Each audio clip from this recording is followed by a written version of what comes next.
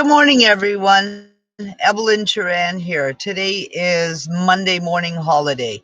I was able to find my bank card. I lost it somewhere, spilt paint all over the camper, been having a rough couple of days. Anyways, talking about labor disputes, I found some information that I have in my stuff. Took my tooth out so I can talk properly because the false tooth doesn't work. Here, I don't know if you can read this. This is for fraudulent whatever. Anyways, what it is about is fraudulent transactions relating to contracts and trade. Fraud.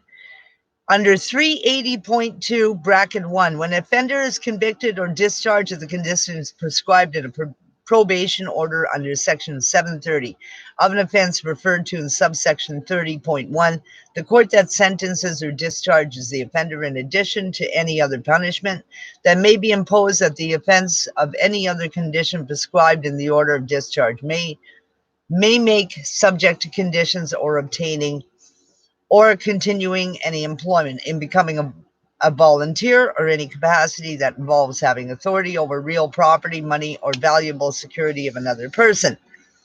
And then it says to go on. This is Part X, fraudulent transactions relating to contracts and trade.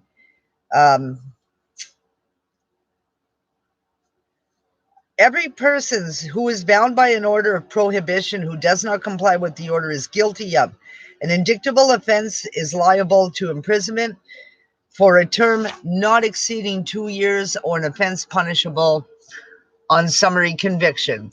380.3, 380.4, using mails to defraud. And then it goes fraudulent manipulation of stock exchange transactions.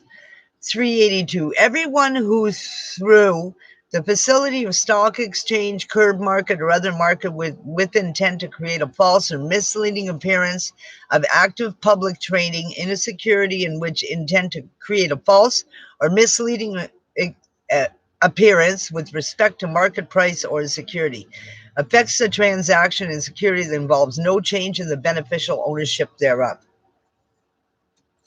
and enters an order. Enters an order to purchase of the security knowing blah, blah, blah.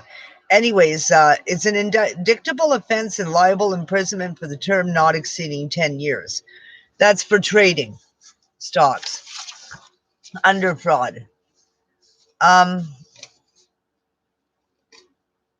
Possessed by virtue of being a shareholder of issue of that security, possessed by virtue of obtaining course of the business or profession under 382.1. Tipping, especially when necessary in the course of business, a person knowingly conveys inside information that they possess and obtain. Gaming and stocks and merchandise is under it. Fraudulent concealment of title documents, falsifies any pedigree in which the title depends. So this is all under criminal code for federal fraud.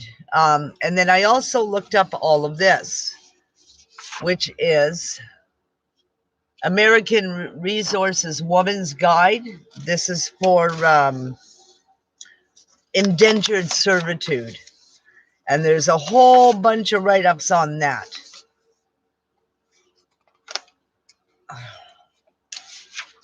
Then I've got another thing on human trafficking under the U.S. Department of Justice, Office of Justice Programs, National Institute of Justice. The screening tool for identifying trafficking victims. Identifying human trafficking victims is a challenge for service provider by law enforcement officers. A screening tool, yada da yada da. Does the tool accurately, reliably identify trafficking victims? So there's all these tools here, U.S. Justice Department, but that's not all that I found. I also found this.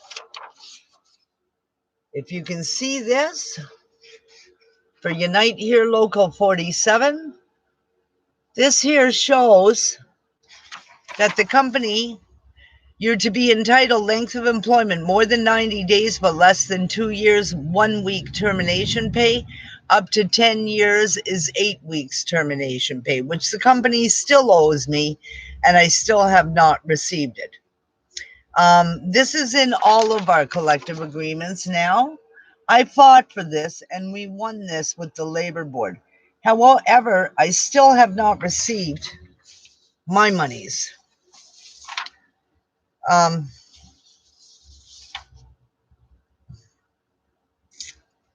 Now, here's another thing that I come across. This has to do with the pension. I'm trying to get my pension. So, some older workers, here's a picture here. Now, there's a gentleman, this is written about here, and wouldn't you know it, Compass Group Canada, Unite Here Local 47, and also Morneau Chappelle. Look at this. Other people have been denied their pensions. Now, these are the things I've been fighting in courts trying to get our money, get my money. Because they refused me the right to my monies, I lost my house. I lost my truck. I lost my furniture. I lost my family in all of this because of the threats that I got and everything that happened. So, yeah, federal fraud is there, fraudulent transactions relating to contracts and trades. This is under the Government of Canada Criminal Code.